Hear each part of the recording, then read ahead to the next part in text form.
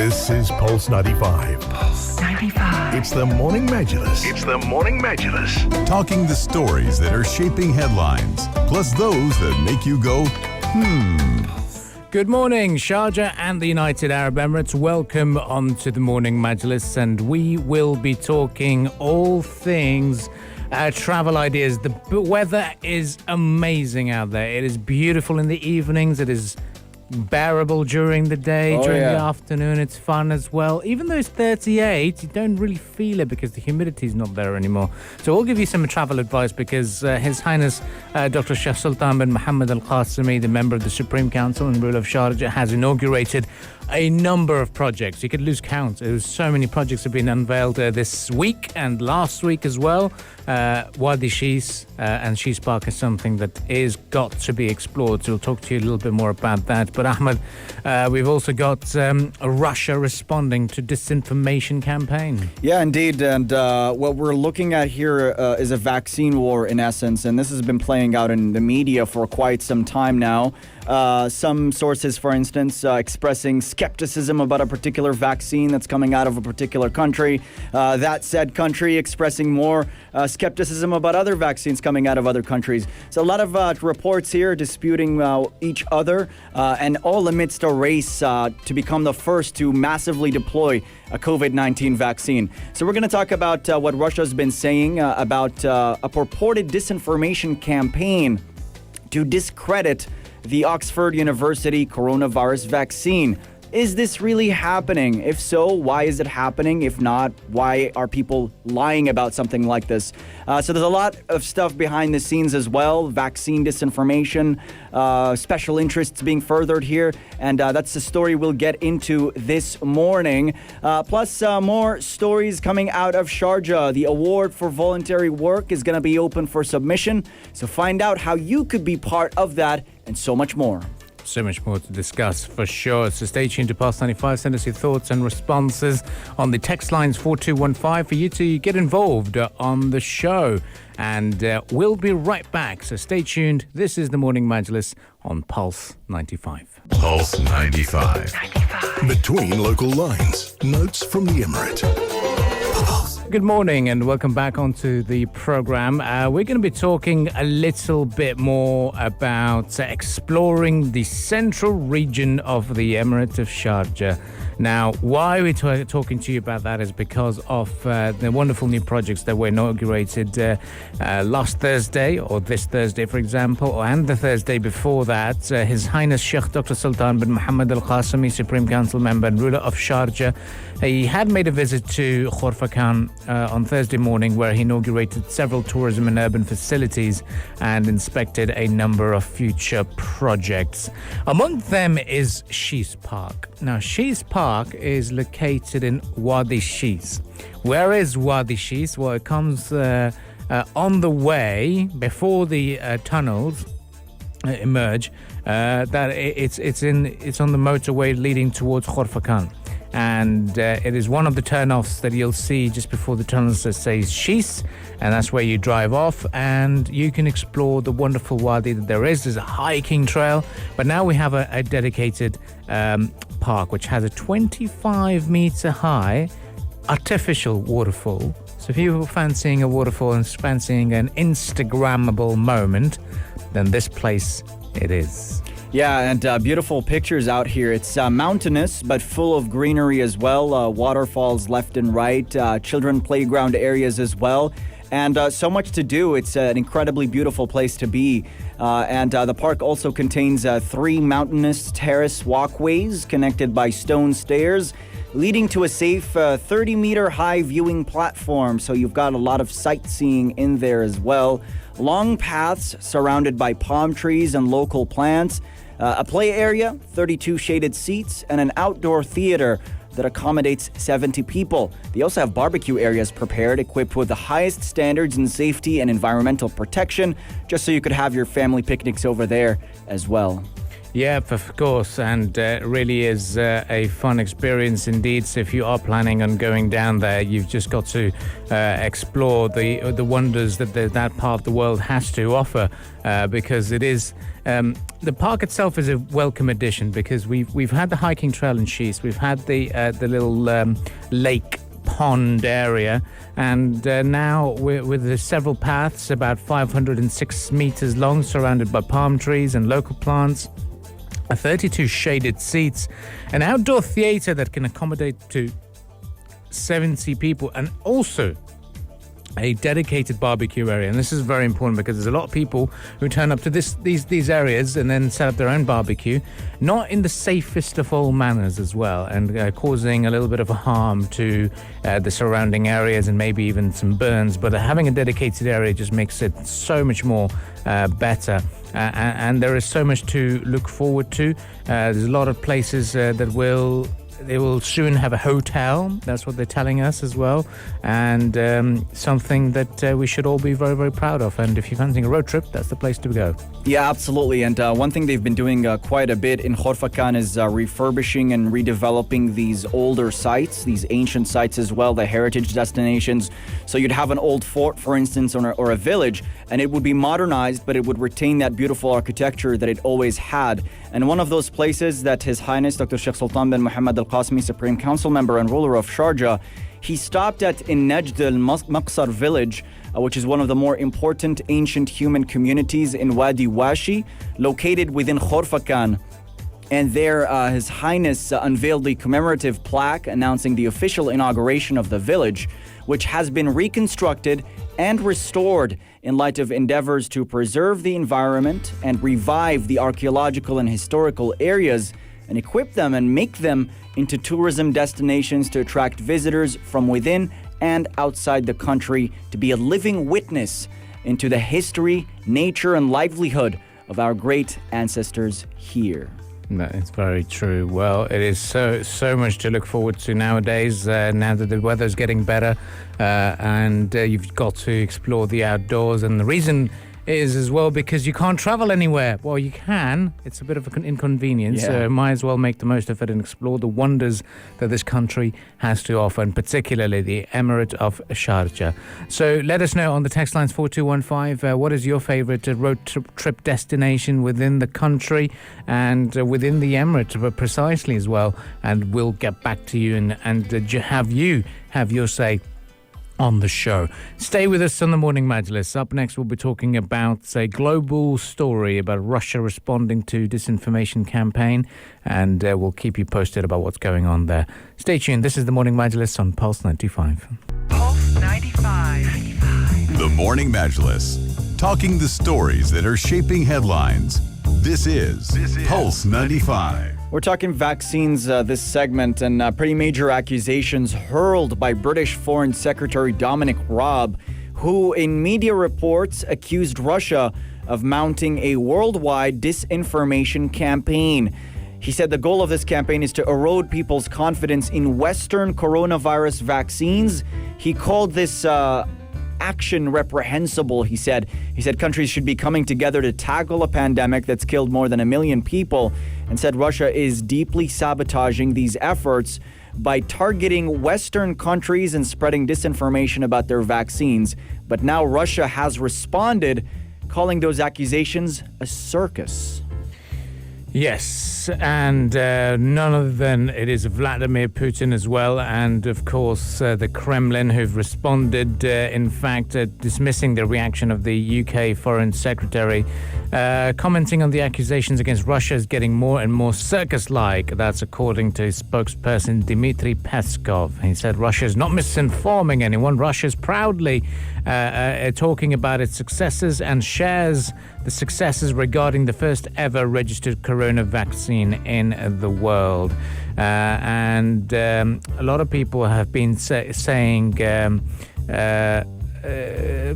not so very pleasant things about it. The campaign involves spreading memes and videos suggesting the vaccine manufactured by a pharmaceutical company AstraZeneca is a monkey vaccine that could turn people into monkeys because it uses a chimpanzee virus as a vector, according to the Times statement on the Times. So it's going to be very interesting to see what's going on. But Russia is not going to be taking it lightly. They will come back and strong arm any sort of criticism that comes their way. Yeah, indeed. And looking further into the accusations here, they say this disinformation campaign, the supposed disinformation campaign launched by Russia to discredit vaccines like the AstraZeneca vaccine, the Oxford University vaccine, they say it appears to target countries that have high numbers of COVID-19, including Brazil, India, and Indonesia.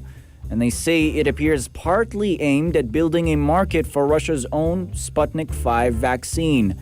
Now, recently, we've seen a number of reports where Western virologists expressed fear that this is being rushed into development without appropriate trials.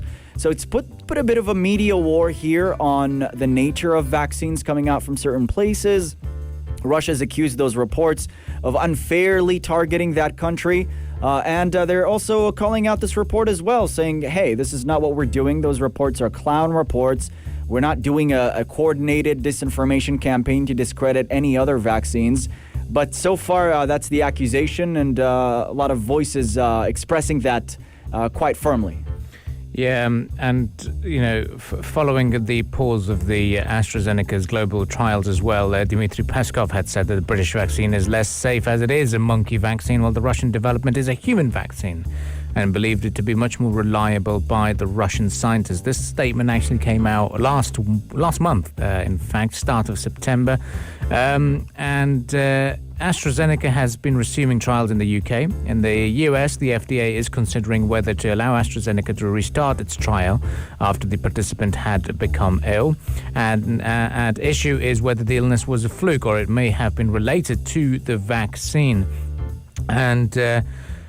But in response, the Russian Direct Investment Fund, which has been sponsoring the development of the Sputnik 5 in Russia, said the company is delighted to see that the AstraZeneca trials are moving forward, but called the approach unacceptable due to excessive reliance upon new, unverified technologies. So it'll be very interesting to see in terms of what's happening at the moment, but it's really got the world up in arms, and there's a little bit of a competition.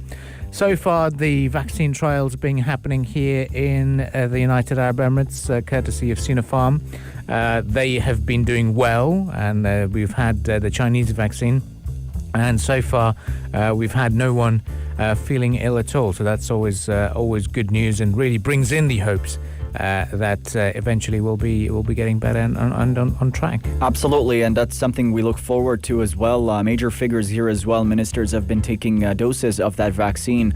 Looking at the Russian vaccine as well, developed by Gamaleya, the Sputnik 5 vaccine is currently taking or undergoing phase 3 trials in this country as well. An announcement that came to much fanfare here in the country as well. So far it's involving tens of thousands of people. A large-scale clinical trial of an adenovirus that essentially uses the same approach as the vaccine developed by the University of Oxford and AstraZeneca. What it does is it delivers genetic material for the spike protein that sits atop the virus that causes COVID-19.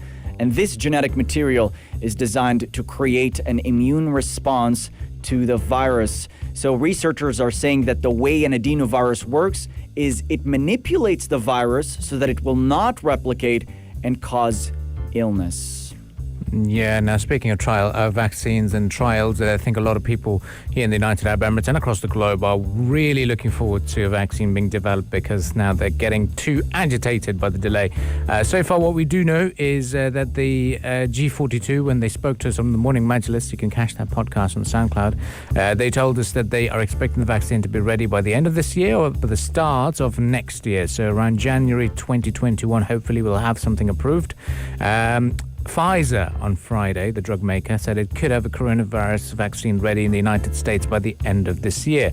This led to a lot of positive sentiment, and coupled with China's economic figures that were launched as well, that's just boosted a lot of sentiment. Markets across Asia were performing a lot better this morning. It was second straight day of gains for Asia Pacific shares with the MSCI's broadest index. And really good to see that's what's happening. Positive sentiments all around. Yeah, positive sentiments all around. And the latest statement from G42 Healthcare CEO Ashish Koshi saying the vaccine's pretty much almost done with its stage 3 trial, and that they're hoping to manufacture it as soon as possible. So expect something like mass deployment next year, hopefully. And we'll keep our eyes on this story and more developments with regards to vaccinations here in the UAE and around the world. Stay tuned to Pulse 95. Pulse 95. Between local lines. Notes from the Emirate. Hello and welcome back onto the Morning Majlis. Today we've been talking a lot about what's happening in Sharjah. This show has been very, very, very focused on what's going on in and around the Emirates, and the reason why we're talking about it is because there's so much going on, and from today we will be hearing all about the big hype, because we'll start the countdown to the 4th of November, just couple of weeks away now, really. It is the Sharjah International Book Fair. The world reads from Sharjah. It's going to be a hybrid event. And Ahmed Dawood, this is certainly something that we all love here at Pulse 95. Yes, and we cover this one every year. It's going to be absolutely fantastic to be part of. And typically they bring international authors and known personalities from around the world to participate in a cultural exchange with the residents and visitors here in Sharjah. Also, a lot of publishers participating, bringing amazing books from all around the world. And we're all excited about what to expect. And that's why the Sharjah Book Authority, they're gearing up for a press conference that's going to be held today at 10:30 a.m. And they're going to unveil the details of the 39th edition of the Sharjah International Book Fair that is set to be held from 4 to the 14th of November. This press conference will be broadcast live via the Zoom platform. Yes, it will be, and I'm looking at the messages that are being circulated, and lots of journalists are getting very, very excited about this because the Sharjah International Sharjah Book Authority has kept a very tight lip.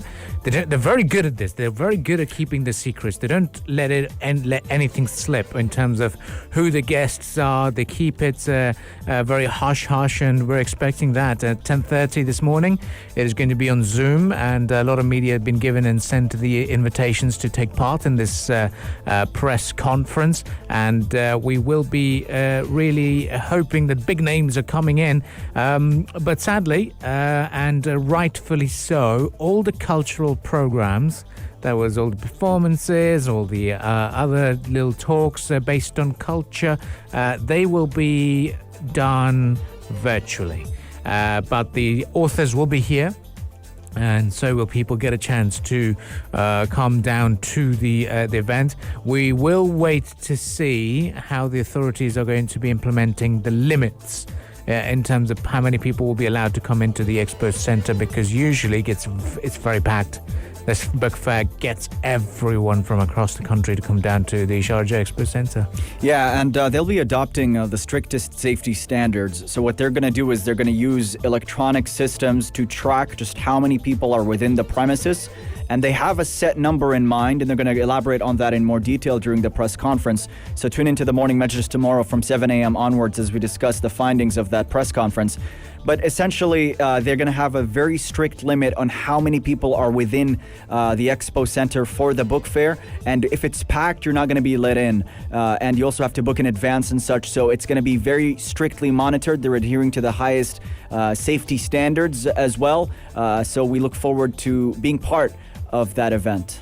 Definitely will be, and we will be keeping you posted throughout the day in terms of what to expect and what not to expect, really. But it is so much to look forward to. So tune into the Morning Majlis, because we'll be hearing from a spokesperson from Sharjah Book Authority to join us on the Majlis tomorrow and talk a lot about this. So all your questions will be answered. Stay with us. This is the Morning Majlis, only on Pulse 95. This is Pulse 95. Pulse 95. It's the Morning Majlis. It's the Morning Majlis. Hello, welcome back onto the Morning Majlis. We are looking forward to a bit of a sporting wrap now One game, if you're a football fan, one game that you should look forward to today is Leeds United versus Wolverhampton. Now, the reason why we're talking about this is if you were one of those people who were watching Amazon Prime or Netflix, you might have noticed a documentary about Leeds United's rise to the English Premier League. And their rise has been quite good and impressive so far. Today, they go play at home against Wolverhampton, and they are aiming to go 4 games unbeaten. They started off the campaign with a loss, but then it was 2 wins and a draw, and this is going to be the 4th encounter on the trot. And they seem like they could potentially seal a win here. Leeds United at the moment ranked 8th. Wolverhampton 15th. It is going to be a very interesting to go to catch the action. Marcelo Bielsa is going to be the player or the coach, and his tactics that will be in focus later on today. So that is something that we will be looking forward to, and a perfect game to gear up for. Another aspect is that boxing has a new star. Yes, Teofimo Lopez beat Vasil Lomachenko by a unanimous points decision to become the undisputed world lightweight champion. So Lopez, the American, his win now adds the WBA, WBO, and WBC franchise titles to his IBF belt, a remarkable accomplishment at the age of 23, and managed to dominate the first half of the fight despite a late rally by Lomachenko. Was awarded a win by the judges, and afterwards he said, "I am ready to take over the world." This makes him the youngest fighter ever to become a 4-belt undisputed champion, and he maintains his unbeaten record with 16 wins from 16 bouts. A beautiful sport, a very technical game, and really a grind when you have so many rounds and fighters trying to preserve their energy throughout and dodge just enough punches, do the right amount of damage. So it was quite the technical fight. Lopez came out on top and setting records already at the age of 23. Yeah, to become the youngest 4-belt champion in history. That is something to look forward to. And Mike Tyson, in fact, also reacted, saying Brooklyn was definitely in the house tonight. Lopez is the man to beat. Another Brooklyn champion. Hashtag Loma Lopez. And so really goes to show how important everyone views these encounters as, and why it's so important to be celebrating the sporting greats. Speaking of Mike Tyson, Abdul Karim, did you know that he's coming back? I heard. I've seen him train. I've seen his Twitter feed is flooded, his Instagram feed. That man is a beast. He's a machine. And the way he trains, the way his combinations work, the way he operates is beyond belief. It is beyond belief. He's going to be facing Roy Jones Jr. November 28th this year. He's 54 years old. This is going to be a spectacle, but Tyson is fierce. He's a pretty interesting figure because if you've been following his career, quite controversial. And his statements over the past 5 to 10 years, feeling like he's not the fighter he used to be. He's a better man now. He's somewhat killed that instinct that was once within him. But he's got the fire still. No matter how old you get, he's going to come back, and it's going to be something for sure. Definitely is. Definitely is going to be an encounter to look forward to. And at his age, just goes to show to everyone that impossible is nothing. You're always there. You could always be on top, and you can always be in top form. And that is the key message that we take back from Mike Tyson as well. Well, stay with us on the Morning Majlis. In fact, stay with us tomorrow morning. Come back. Tomorrow morning we'll be heading off now, and tomorrow morning bright and early 7 a.m. just join us in the discussions here on Pulse 95. We'll keep you posted about the big developments, and of course Sharjah Book Authority's International Book Fair press conference that is going to be in a few minutes, in fact just over half an hour. Yep. And we'll keep you posted about all what happened. This is the Morning Majlis on Pulse 95. If you liked this episode of the Morning Majlis, drop a like and subscribe. 95. Be sure to follow us on Instagram for all our daily updates and top stories. Pulse